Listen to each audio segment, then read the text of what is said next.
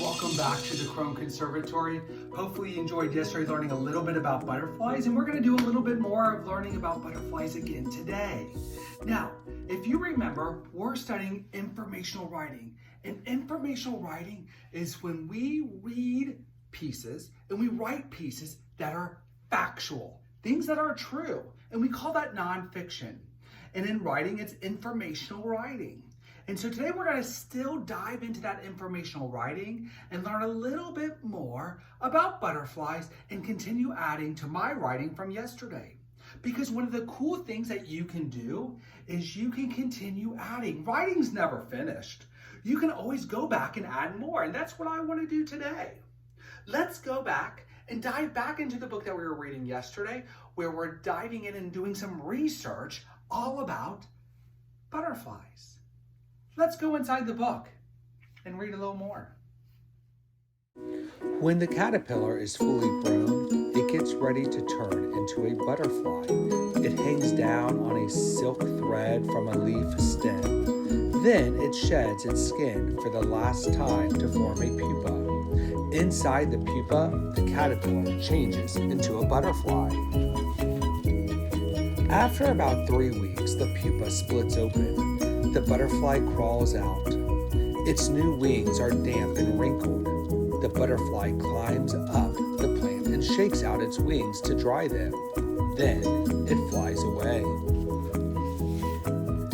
Some butterflies fly thousands of miles across the countries and oceans to lay their eggs or find the right food. This is called migration. In winter, butterflies look for a warm, dry place to sleep. This is called hibernation. I know. Wasn't that awesome? That was some really good facts that we just read.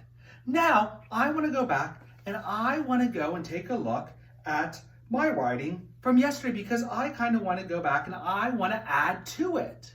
So let's take a look. Yesterday, on my first page, I wrote, "A butterfly begins as an egg.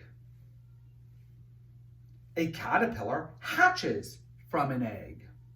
Now I want to add more because I wasn't finished yesterday, and good writers go back and they add. So let's take a look, and one of the things that we just learned about is that a caterpillar goes into a pupa. And that was new learning for me. I thought it was a cocoon. But what I just learned was that caterpillars actually go into a cocoon before a butterfly.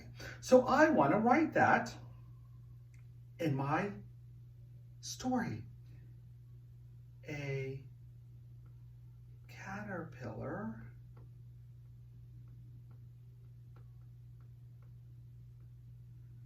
goes into a pupa.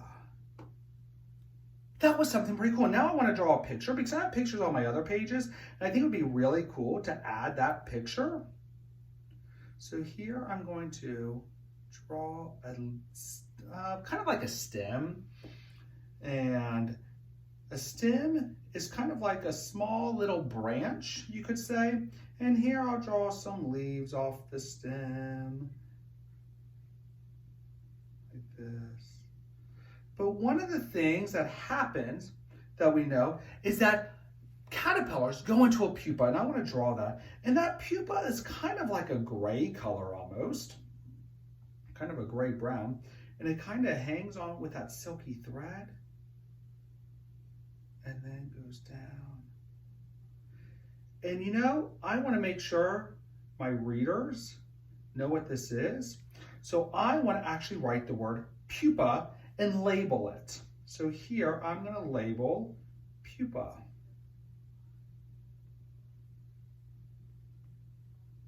And here I might label this as a stem, so they know what that piece is. Now I want to add another page, and my next page I kind of want to add is all about that a butterfly emerges, and emerge means to come out, so a butterfly emerges from the pupa. So let me write that. Let me think about the words I want to use again. I want to use, let's see, a butterfly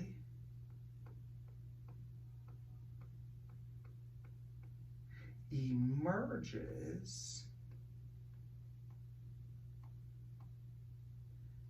from the pupa. And now I want to draw a beautiful butterfly. So let's see.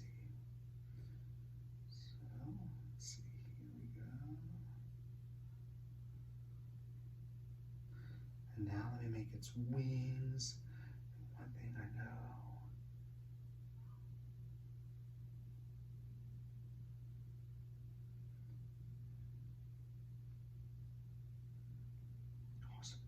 Now, I'm going to keep working on this. I don't want to take up all your time, but what I love is that here, this is pretty fun. I love informational writing.